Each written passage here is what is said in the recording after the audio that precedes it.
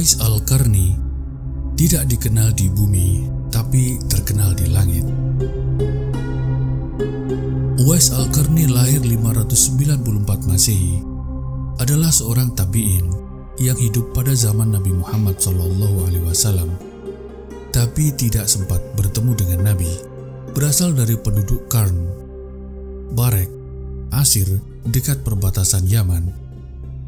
Uwais Al-Qarni mulia dihormati karena sejarah kesolehannya dalam berbakti kepada ibundanya yang buta dan lumpuh.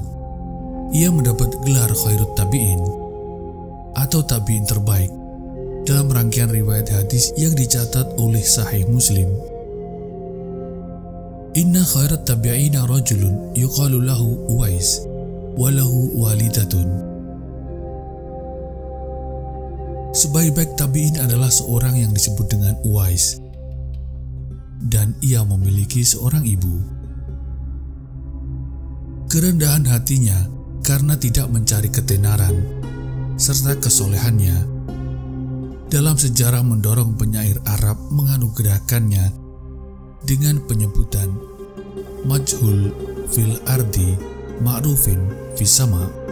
Uwais Al-Qarni tidak dikenal di bumi, tidak dikenal di antara manusia, tetapi terkenal dan diakui di penjuru langit, diakui Allah dan malaikatnya. Uwais Al-Qarni tidak pernah berjumpa dengan Nabi. Ia adalah pemuda miskin yang tinggal di pinggiran Yaman. Dikisahkan Uwais Al-Qarni sehari-hari mencari nafkah dengan berdagang dan mengembala kambing milik orang lain. Di rumahnya yang kecil dan reot, Uwais Al-Qarni hidup berdua dengan sang ibu yang seorang tunanetra. Satu hari ia berkata, "Tidak akan pernah terlontarkan dari mulut ibuku kecuali akan aku lakukan yang ia inginkan." Suatu ketika Uwais pergi ke Madinah setelah mendapatkan restu dari ibundanya. Tujuannya adalah bertemu dengan Rasulullah SAW. Sesampainya di Madinah, Uwais hanya bertemu dengan Sayyidah Aisyah radhiyallahu anha. Kala itu Rasul sedang memimpin peperangan. Uwais pun kembali dengan tangan hampa. Kendati belum berjumpa dengan Rasulullah, namun nama Uwais telah disebutkan oleh Rasul kepada para sahabat. Suatu ketika apabila kalian bertemu dengan dia, mintalah doa dan istighfarnya. Dia adalah penghuni langit. Hadis riwayat Ahmad. Apa yang sebenarnya melatari Uwais Al-Qarni begitu istimewa? Inilah kisahnya. Ketika itu ibu Uwais sangat merindukan kota Makkah. Ia ingin pergi ke Baitullah untuk melaksanakan ibadah haji. Wahai Uwais, ibu sudah tua. Andai kematian mendatangi ibu, ada keinginan yang ingin ibu sampaikan. Apa itu wahai ibu? Katakan, ibu ingin pergi haji.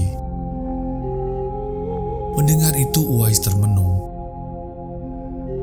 memikirkan bagaimana mewujudkan keinginan tersebut, sedangkan jarak rumahnya dengan tanah suci adalah ribuan kilometer. Uwais tidak menyerah. Ia membeli seekor anak sapi yang setiap hari digendongnya menaiki puncak gunung, naik turun dan tiada henti. Ternyata tujuan pembelian kambing adalah untuk melatih fisiknya membawa ibunya yang lumpuh selama perjalanan dari Yaman ke Makkatul Mukarramah. Setiap pagi Uwais naik turun bukit sembari menggendong lembu yang ia beli. Tibalah musim haji. Uwais semakin kuat dan ia siap menggendong ibunya. Dalam perjalanan dari Yaman ke Makkah, mulailah ibunya digendong menempuh jarak yang jauh menuju Mekah. Sang ibu diajak tawaf 7 putaran sampai selesai, lalu dibawa ke makam Nabi Ibrahim untuk sholat 2 rakaat dan sa'i.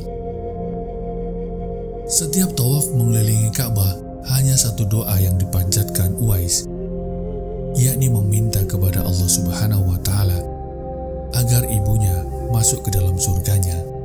Begitu tawaf ketiga, ibunya meminta agar Uwais juga berdoa untuk dirinya sendiri.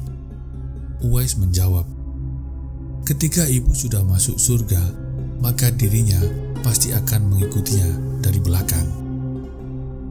Bakti dan kemuliaan Uwais tersebut membuatnya dikenal Nabi. Nabi Muhammad SAW bercerita tentang Uwais, padahal beliau belum pernah bertemu dengannya. Nabi bersabda, sesungguhnya dia adalah Uwais Al-Qarni, berasal dari negeri Yaman, dari kampung Qarn, suku Murad. Ayahnya meninggal dunia dan dia hidup bersama ibunya. Dia anak yang berbakti kepada orang tua. Suatu hari dia terserang penyakit kusta. Dia berdoa memohon kepada Allah dan Allah menyembuhkannya. Penyakit itu berbekas. Di kulit kedua lengannya ada bekas sakitnya seperti tempelan uang dirham. Dia adalah pemimpin para pengikutku. Kemudian Nabi Muhammad SAW berkata kepada Umar bin Khattab, jika engkau sempat bertemu dengannya dan minta didoakan ampunan, maka lakukanlah. Ketika Umar bin Khattab diangkat menjadi khalifah, dia benar-benar bertanya kepada jamaah haji, siapa yang mengenal Uwais Al-Qarni? Adakah di antara kalian adalah Uwais Al-Qarni? Tanya Umar kepada sekelompok jamaah haji. Mereka menjawab, tidak. Umar kemudian berkata, bagaimana bisa kalian meninggalkannya? Para jamaah haji menjawab, tanpa mengetahui siapa sebenarnya Uwais Al-Qarni.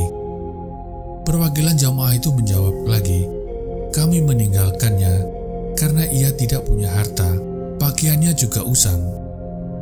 Celakalah wahai kalian, kata Umar. Sesungguhnya Nabi telah menceritakan tentang ia. Kemudian beliau bersabda kepada saya, jika engkau sempat bertemu dengannya dan minta didoakan ampunan, maka lakukanlah. Dan begitulah setiap tahun, setiap musim haji tiba, Umar selalu mendatangi kelompok jamaah haji, terus menanyakan keberadaan Uwais Al-Qarni. Suatu ketika pada musim jamaah haji berikutnya, Umar mencari, menunggu Uwais Al-Qarni. Sampai suatu hari, tanpa sengaja Umar bertemu dengan seorang jamaah haji dari Yaman. Umar ingin mencari kepastian apakah yang ditemuinya itu adalah Uwais Al-Qarni. Siapa namamu? Uwais, jawab jamaah haji tersebut. Kamu berasal dari mana? Dari Qarni. Dari kabilah apa? Dari kabilah Murad. Bagaimana kabar ayahmu? Uwais menjawab, saya hidup bersama ibu, sedangkan ayah sudah lama meninggal. Umar bertanya lagi, bagaimana keadaanmu bersama ibumu? Uwais menjawab, saya harap semoga saya menjadi anak yang berbakti. Umar bertanya lagi, apakah engkau pernah sakit? Ya, saya pernah sakit kusta, lalu berdoa kepada Allah agar menyembuhkan penyakit saya, dan saya sembuh.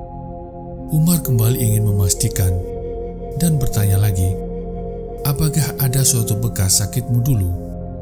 Uwais menjawab, iya, ada bekasnya di lengan saya seperti uang dirham.